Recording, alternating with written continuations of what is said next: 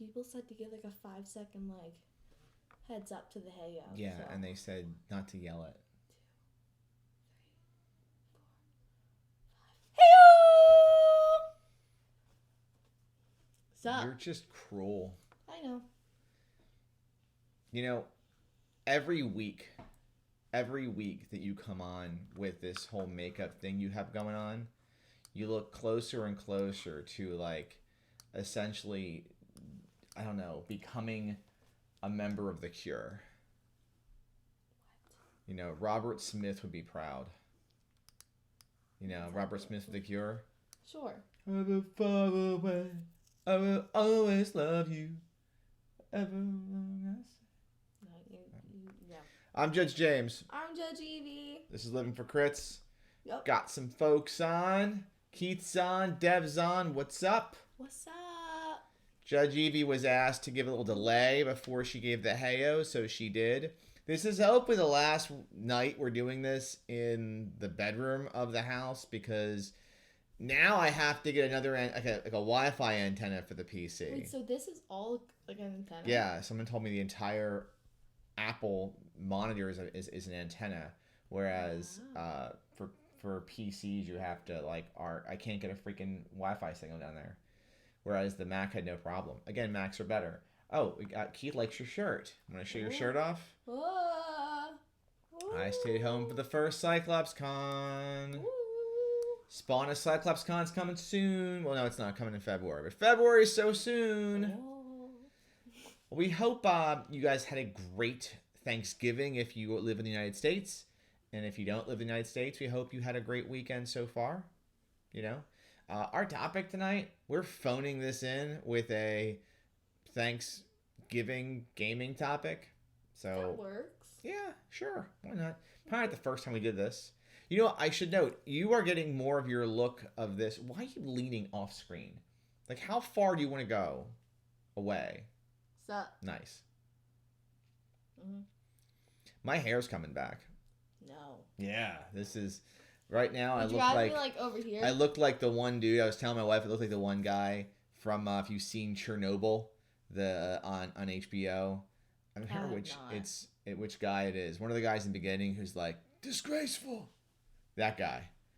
Like him. Keith got dragged to a Rocket League tournament in a minute. He gets dragged into a Rocket League tournament in a minute. Well, that's cool. Good luck. You're nothing like soccer with cars. Can you not lean on me? You told me to lean in. No, this is annoying.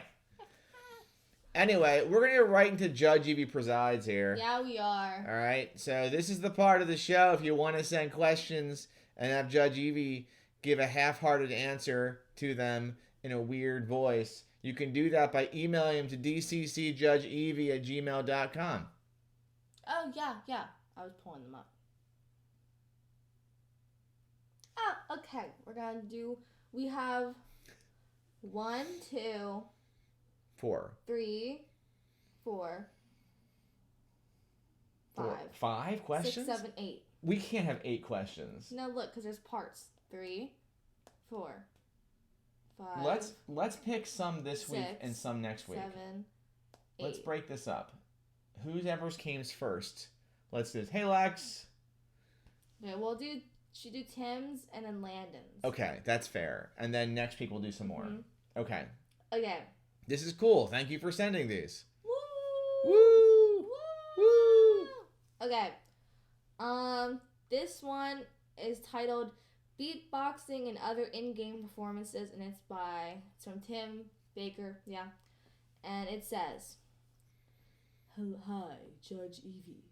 Have you ever had a player sing, beatbox, or give another type of musical performance to represent their character's in-game performance? If so, did you give them an in-game bonus for a good rendition, a penalty for terrible caterwauling? That's you got that word right. Baker. I mean, I've done this. I know you've done it. Oh, I've done it a lot. But has someone done it in one of your games? I don't think so. I mean, you only had 2 games in this current campaign, so far. So it hasn't happened yet. I remember the old ones. I don't think so. I can't think of any times I've given a bonus. Oh, I remember one. I don't think I gave him a bonus, but I remember someone singing.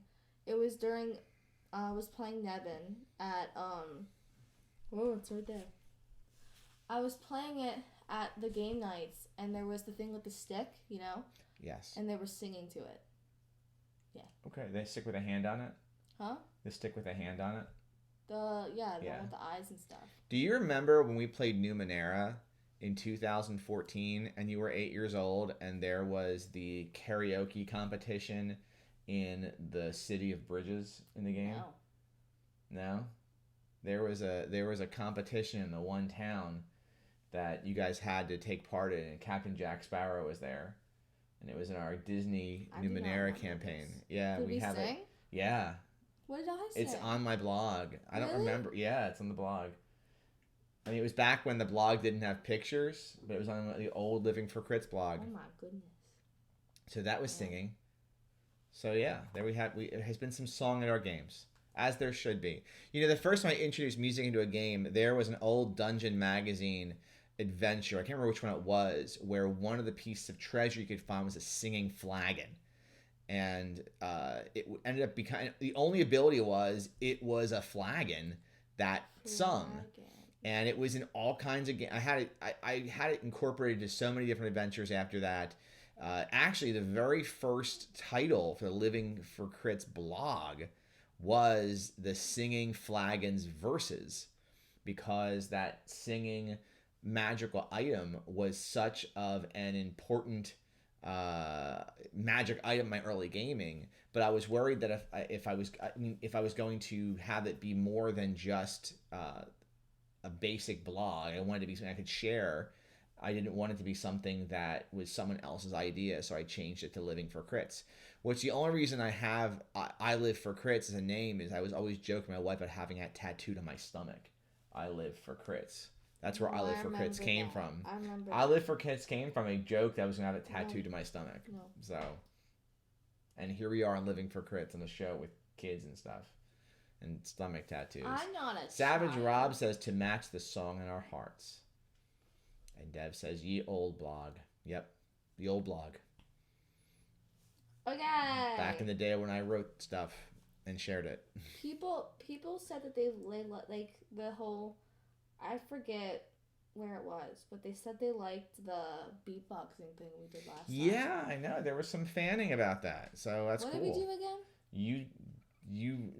You spoke out a magic item and I was like, should we do that again? I guess. You want to pick one? But like, what do we do? Is this Landon? Was it Landon questions? No, that wasn't a question. That was just, I remember that from last time. I can read this question first. Okay, read Landon's question this first. one's from Landon. It says he's a long time listener, but first time like typer person, caller person. Cool. Yeah. Okay. Cool. Oh, oh my god! I gotta give a good voice then. Is it the same Landon that gamed with us this weekend? I don't know. Or next weekend. He's gaming with me next weekend. K. Not this weekend. It's K. Is there a K? I don't remember. I'll have to look. Okay. Voice. What the crap is that? What is that? DCC several times now. I am thinking about judging my first DCC game for my regular group. Nice. This sounds like you're giving some kind of weird church hymn. Which is interesting since we don't go to church. I'll continue then. What is the trickiest part of running a Dungeon Crawl Classics game versus other RPG systems out there? Also, what zero level final is your favorite? Landon. And then there's a pronunciation. Landon or Landon. Canalongnameless. I don't think that's Namulus? Wait. Canalongnameless. I want to read the question because what the crap? Did I say it right? Yeah. Okay, cool. It looks like it's Canalopoulos is how it's said. I guess. But there's no L. He says Canalongnameless. I think he was joking. So the core question is, what is the trickiest part of running a DCC game versus another RPG system out there, and what's your favorite funnel? So you can answer that first. What's trickier? What's the trickiest part of that? Right, you've only run 2 games. You've run this and you've run No Thank You Evil.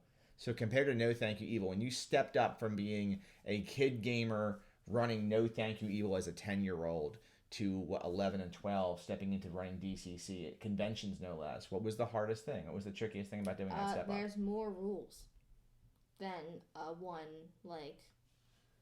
Well, there's the No Thank You Evil rules that are, like, this big.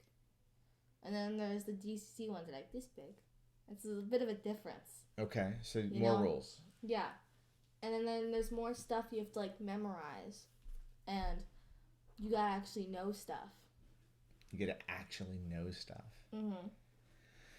I would say, coming in to DCC from other games, and I was playing a lot of Cypher System and Savage Worlds when I stepped into DCC, that I think what was tricky for me was not feeling overwhelmed by the depth and detail of spells and different charts, and where I had to memorize a lot of information. And even though what Judge Evie just said about a lot of rules, it's still not really heavy, and I don't know a lot of the spells do. I just, when they happen, we roll on the table and see what happens. So and I've run hundreds of games at DCC. This is true. And what is your favorite Z-level funnel? Well, I've run so many, like... You've run 2. No, 3. You've run 3. I have? Yeah. Mall, Nevin Pendlebrook, and Sailors in a Starless Sea. I'll say Mall because that's, like, the icon one. I gotta go with, oh man, it depends what day I'm on. I gotta say Sailors in a Starless Sea still. It's still my favorite. Still the OG funnel for me. Really enjoyed that one. So was that the first one you ran? No, the first one I ran was for you, your mom, Evie, or Eli, and your mom, Eli, and Frank. Or Craig. It was Craig. I remember who was there. I get back and look. I don't remember who was there. It was 2014, and it was the one in the back of Put It Onto the Stars. Who's Frank? So I'm gonna go with that for right now. Yeah, I do. All right. That's our only questions for today. Do you want to do more? No, we'll move on. We'll have more next week. Oh, we have to do our beatboxing. No, next week. No. We do our beatboxing. No, next week. No, we have to do our beatboxing. We don't. It has to be a regular. We're gonna move along here. We next have week, so much time. It can become. We don't. Yeah, we do. All right. So if you want to send more questions to dccjudgeevie@gmail.com, that works. We have some comments here. So Savage Rob says, did you hear it? Savage Worlds is teaming up with Paizo to bring Pathfinder Adventure Paths to Savage Worlds. I'm kind of excited that it will save me some work. I don't quite understand what the goal there was.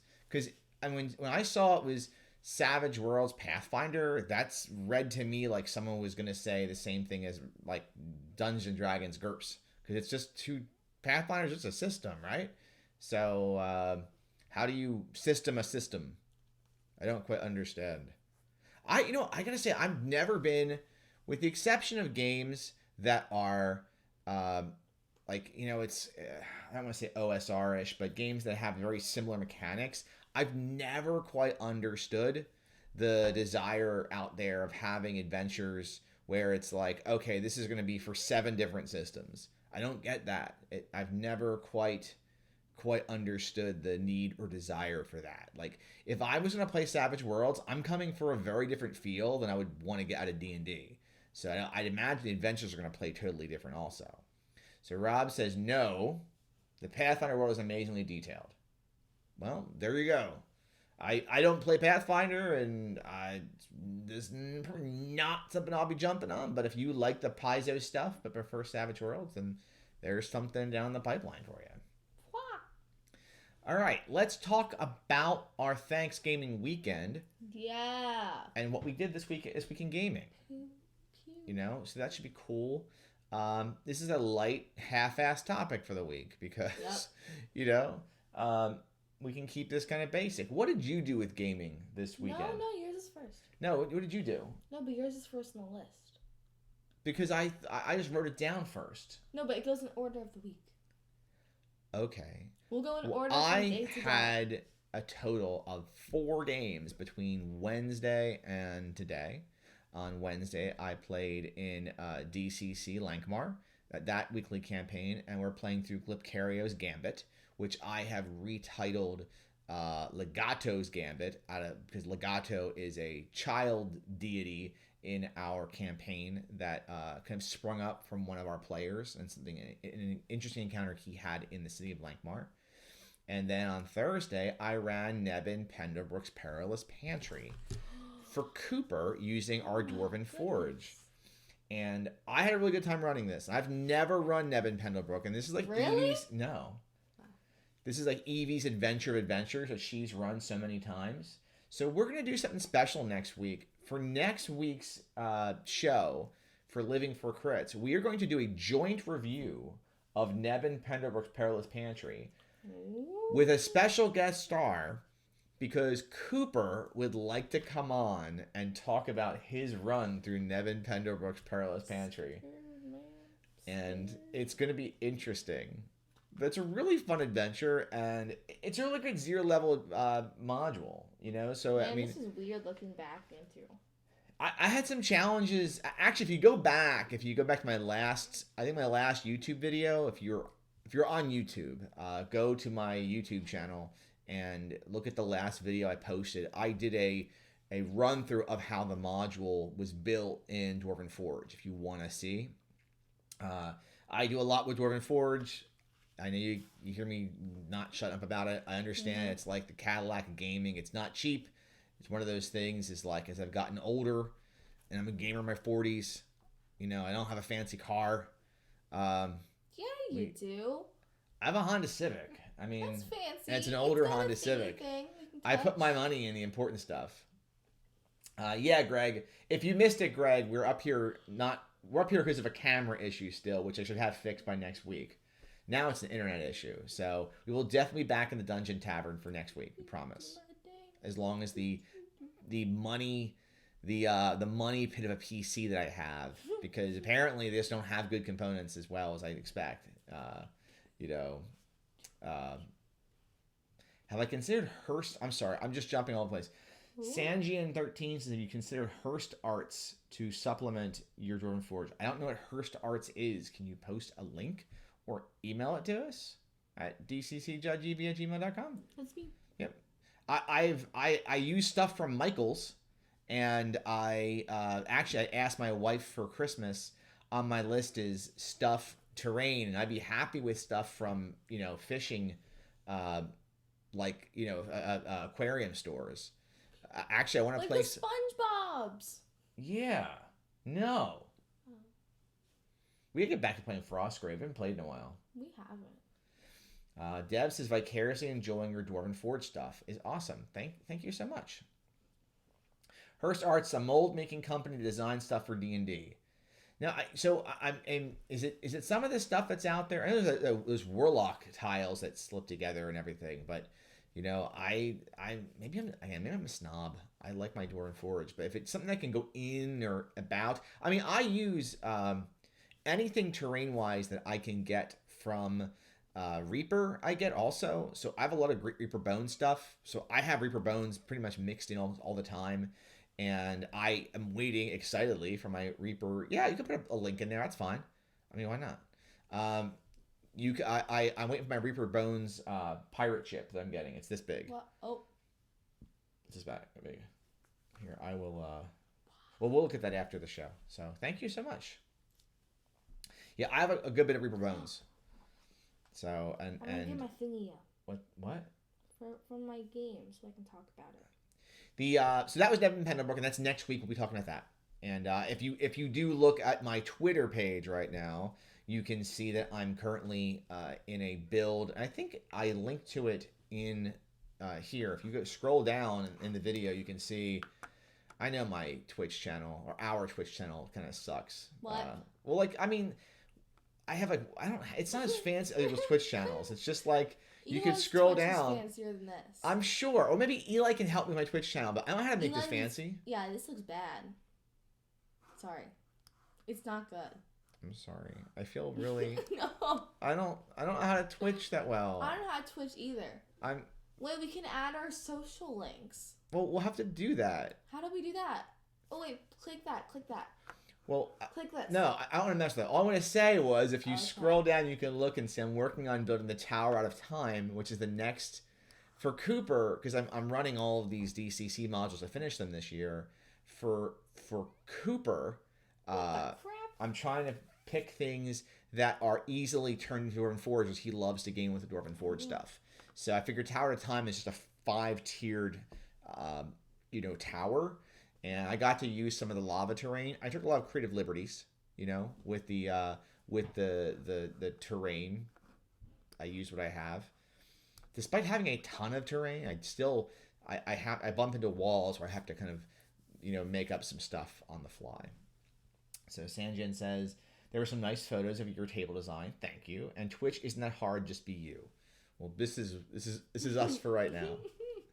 On Friday, I ran the Web of All Torment, but I reskinned it as the Gravy of All Torment and made it into a Thanksgiving adventure. And this is going to be this Thursday's review on Living for Crits. We're going to talk about this. Well, I'm going to read this adventure. It's a 3rd level horror adventure by Brendan LaSalle, and it is really good. This is really good. I mean, if you don't have it and Sanjay doesn't have this, if you don't have it, get it. It just came out at Halloween this year, and it takes place. It's really creepy, and I would love this adventure. Yeah, Lex, it was a good time, right? This adventure is. I'll model it. Here you go, model it. It's a really good time. You can run it easily as a one-shot, but it also fits in a campaign if you want to put it in a campaign. So I really enjoy the adventures you can run in one session. It's funny. I'm really enjoying, especially running adventures that are one-shot adventures, and then I have some ongoing games. Like, it took us 4 sessions to get through Gang Lords of Lankmar, maybe 5 sessions, and we're on our 4th session, or going into our 4th session of, let's see, 1, 2. I think next week's our 4th session of Escape from the Shrouded Fen, which is also a great module. I'll be reviewing at some point in time. That's our Sunday game, and that's what I ran today, was Escape from the Shrouded Fen for our every Sunday group. So but I'm really liking going back and forth from the quick adventures to the longer adventures. Eventually we get to really enjoy. This is one I think is a 1-session adventure here, and great for Halloween or any holiday. And it was easy to reskin for Thanksgiving, and you could reskin it for Christmas. Very simple. Are you guys running online for a weekly thing? Yeah, I actually have 2 online weekly games. I run a Wednesday night DCC Lankmar game, and then I have a Sunday morning DCC regular game, and then Judge Evie runs her own game on Saturday nights, and she runs. You run what? What game do you run on Saturdays? Like, what's it called? What is it? Just tell. X-Crawl. Yeah, Evie runs X-Crawl with her friends on Saturday nights.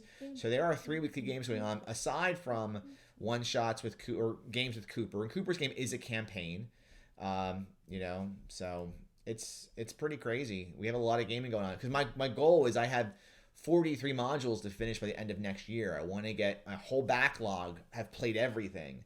I would be that guy that's played like the Chain Coffin and Purple Planet and every module out there that I own. And so far, I'm approaching 20% of my completion of being complete. I'll have like 20% of my modules done by mid-December.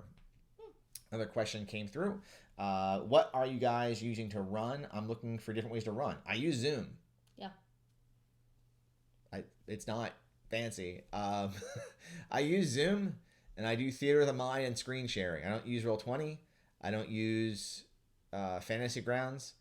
I don't use Map Tool. I use Zoom, and it's simple. What are you guys using Zoom also, right? Yeah, they want to use Discord, but I hate Discord call with like video and stuff. Trust method for rolling. Let the players. It's for my games. I guess my whole policy, and I'll just ask yours. Are you using the trust method for rolling? They have to just roll their own dice. Oh yeah. What are your thoughts on that? I think it's fine, but I feel bad myself because like last night It was last night, right? Yeah, it's today's, yeah. I got a 20, and then I got like an 18, and I was like, I want to show you guys, so I'd like have proof, and they're like, no, you're good. I was like, okay, cool. You know, I feel like if your players are going to cheat, that's on them. That's their experience if they want to cheat. Unless it's like Bab, who used 4 dice. What? Remember Bab who used 4 dice instead of 3? For what? For Fantasy Age? Yeah, the entire time. Yeah. Rob, you're using Roll20, and that's it. Look, you use what you're comfortable with.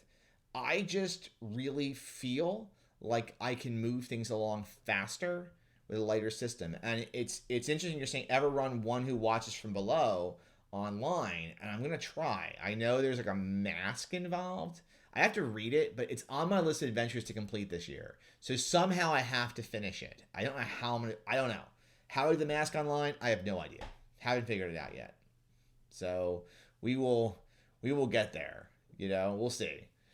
Maybe I'll have to hold off on One Who Watches From Below until we can do in-person stuff where I can make the kids and Jen and Cooper play it. Shut up. That's also possible. Why'd you say kids and Jen and Cooper? Cooper's a kid. He's more of a kid than any of us. Yeah. There you go. All right, and then the other gaming I've done is that I've done a whole lot of playing The Witcher, the first Witcher. I want to play Witcher 3, so I started Witcher 1. I got like 12 or 15 hours into it now, maybe closer to 20. So I'm still in Act 2 though. I'm doing all the side quests. So I'm reading the Witcher books. And I'm really enjoying the Witcher books. I've seen the Netflix series. I had read the first book first, so really enjoying the Witcher and the video game, even if it's an old video game. So that's my gaming. And yeah, now I'm building more Dwarven Forge. So Judge Evie, so let's talk about your game. How are things progressing now in week 2 of your campaign? I think it's better because there's actual fighty stuff and there wasn't before. Because there's like the start, but like today, like not today. Yesterday was like the official start, you know? Right. Yeah, and so it's better. Okay. It was pretty calm, kind of. Pretty calm, kind of. You know, that's actually a pretty good description for the shrubs. It's probably accurate. Oh wait, can I say I want to talk about stuff? She wants to talk about stuff. We're gonna talk about stuff. This? Look how weird this looks. Sanjian is 80 hours into 3, and there are no callbacks. And there are callbacks. That's good. I'm hoping there are callbacks. Ooh. Go ahead. What is your share? Can I talk about some of the cool things that happened? Yeah, talk about it. That's what we're doing our Thanksgaming weekend. What did you do? Okay. What did you gain? So the X crawl was based off of a high school, right? So we got through 4 of the rooms, which is good because all I had like ideas for them. That's all we had, and we still went over. And Maggie had a dip at midnight because Anyway, so they all started, and there was a bunch of weapons, right?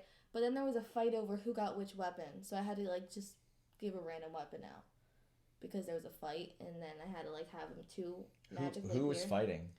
Sarah wanted 1 weapon because everyone that took the good weapons wasn't a warrior, so Sarah was stuck with a flail, also her unlucky weapon.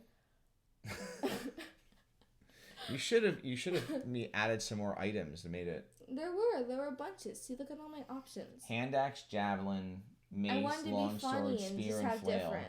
Nice. Yeah. But she ended up with. I like you wrote this all out. Yeah. This is great. High school X crawl. Yeah, high school, not heist cool. What's Devin said heist cool. High school. It's a high school X crawl game. Yeah. It's X crawl meets Riverdale. No, it's not. Yes, it is. You told me this. No, I got yelled at for having that, so I had to make it not Riverdale. It's her own. Sanjay, it's her own X crawl creation. So it's not. It's we had an X crawl campaign for a while. She got some of the info from that. She's not using the X crawl rules just yet. Nope. You're using my like knowledge. Mojo. Yeah. Yeah. Yeah, I'm using my knowledge that I have. So it's the X crawl universe. Yeah. So. And the adventure before, the only gear they had, I said it was only what they said they brought with them before they knew that was going to be their gear. And so I said there was a junk box like in the corner of the start room. Okay. And so they all just rolled like a D24 twice, and like on that chart of just the random gear. So they got weird stuff. So then there was the first room, and it was the school lunch room, right? And so there were 3 trays, and in the first tray there was just a meatloaf, and if you ate it, you got food poisoning because it's a meatloaf. And then because it's a school nurse, not school nurse, it's a school lunch. And then there was tray number 2, and if you opened it, 3 large rats came out and attacked the person, and they had to make a reflex save to not get bitten by the rats because gross food. And rats. Mhm. Yeah, that happened. Thank God no one died, because they would have got really mad. But then there was tray 3, my personal favorite tray. So you opened it, right? And when you opened it, a lunch lady's head was popping through. Like, it was the head. And they tried to bite the person, like the person's hand. And if they missed, they just, like, creeped back in and used their head to, like, pop the tray lid back on. Yeah. You had to eat the school nurse? So No. This is the darker Riverdale where Jughead was a werewolf? What? There's a werewolf Jughead? No. I'm confused. But then there was room number 2. This was the library. So I intended this room to be better than it actually played out. Because I had a whole, like, tile puzzle thing. And then there were librarians on the side. Tile puzzles are hard online. I know. No, it was gonna be... It was a bunch of puzzles can bonking be and hard boinking online in and general. stuff. And so, but then there were librarians on the side, right, with stacks of books ready to attack them. But they would only attack if they, like, talked. So they had to be quiet throughout the room. Like Silent Library? Yeah, that's where I got Silence! it from. Yeah, this was the silent... Finish the game! That was the silent library room. And that's awesome. It was interesting. And then there was the sponsor room, because it's sponsored by Ice Cold, the school nurse ice pack, the ice right? packs. And so the room was like freezing cold. And so then there were 4 nurses. And since in the thing before, they all like got in a bus crash and all like the broken parts of their body, the nurse would go up to them and be like, "Do you want an ice pack?" And then they would look at like their like broken arm, and they would keep asking until they like, and if the person didn't like be like, "Yeah, sure, I'll take an ice pack," then the nurse chucked an ice pack at their like broken arm. And so then they went in combo with all the nurses and they killed them all. Then there was a break room with chicken nuggets and stuff, because that's what all they could supply.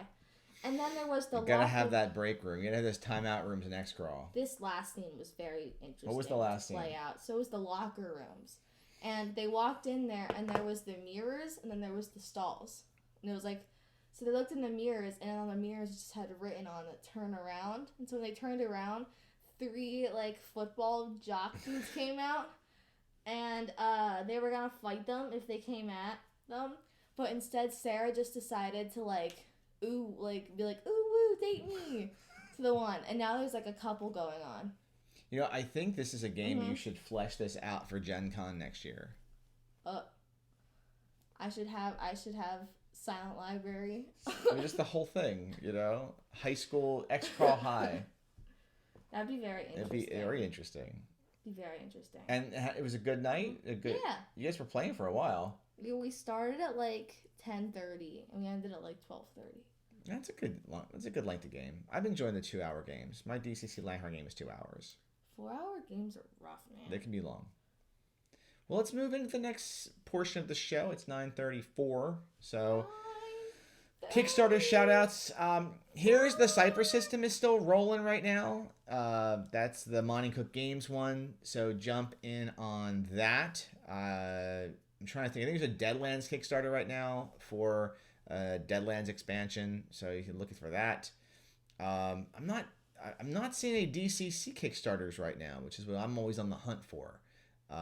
So, if anyone knows one coming, I'm really excited for the X-Crawl one. I'm really excited for the Dying Earth one. I'm really excited. Really excited for both of those. Really excited. But they're not here yet. So, hopefully soon, Goodman Games. Come on, all right? All right, so Road Crew shout-outs. When is X-Crawl? I don't know. We don't have any insider information. Road Crew shoutouts. Another week, another combo. And if you have not been to flipcon.org, Go to flipcon.org, FLIPCON.org. This is a very special event that was originally me and Will Keller running DCC games in support of the runoffs for Senate seats in Georgia with Raphael Warnock and John Ossoff. If you're a new viewer, yes, I'm a raging liberal. So this is what you're getting in the show. So, yep. Oh well, people. So we had 2 games going, and the whole concept being is that you take a seat, and you provide proof of donation to a GM, and you get a seat at the table, and you donate on your own. No money changes hands with the group, but you just show, here I donated to one of these campaigns, and you get a seat at the table. It could be any amount. No amount's too small, and no amount's too big either. And you get a seat, and you get to play some DCC. We have 16 adventures going now at FlipCon. Really? Yeah, 16, and it is crazy. I'll just say what we got. It's not just DCC either. So if you go over and go to games, and it's a little weird, you have to email the GM or Will Keller what game you want, and he'll sign you in for it. But there's Brendan LaSalle's got 2 games, Valerie Emerson, John Hook, Tim DeShane, James Hill, Cameron Hayes, Ben Heisler, Julian Bernick, Judd Carlman, Toby Williamson, Operian Fall. And only 2 games are full right now. So wait, why does everyone have players and yours has nobody? Oh, no, mine's full. It's available seats. Oh, yeah, my game's sold out, kid. My game's sold out. I sold out, all right? That's the thing. I mean, Dinosaur Planet, Brendan LaSalle, 9 a.m. December 5th. 5 seats available, you know? So there are seats to be had. So go check it out. The only thing is since it's for political reasons or political purpose or whatever, you have to be able to legally donate to a campaign, which means you have to be a U.S. resident. There are requirements which you would get if you went to either Warnock or Ossoff's campaign to do the donation. They guide you through all that. But I mean, it's going to be a great day. It's the 5th and the 6th now. And DCC, Alien, Trail of Cthulhu, Wraith, Edge of the Empire, and more. So get in there. If you are a player interested in a game, jump in or email dccjudgewill@gmail.com and play a game and help support one of these candidates, and we can work to take the seats in Georgia, and then in turn oust control from a deplorable turtle demon, which I said last week, and I'm going to say it again. So, what? Who took my email? Who took your email? Yeah. I know, he's DCC Judge Will. Yeah, I know. Oh my gosh. Wow. All right, we're going to start wrapping things up here. Judge Evie, where can people find us? They can find us at I Live for Crits on Twitter, Living for Crits on Instagram. Because you do so much on Instagram. Yep. And search Living for Crits on YouTube. Thursday Night Review again this week. It's The Web of All Torment by Brendan LaSalle. And then next Sunday, it's the All Nebin Pendlebrook Perilous Pantry Adventure Show. Mm-hmm. So be safe, be healthy, be kind. And for outro... I have one. Do you? You going to go first? Nope. It won't make sense to anybody. Why not? It will only make sense to the shrubs. Oh, okay. Yeah, but you go first. You sure? Mm-hmm. You're not going to go first? Mm-mm. For me? No. Well, I guess it is what it is. Huh? I'm just going to say Happy Thanksgiving. That's lame. That's really lame. Sorry. Okay, I'm just going to go Jason. You say Jason? Yeah, if you check the Discord, you'd see who Jason is. Okay. Good night, everybody. No.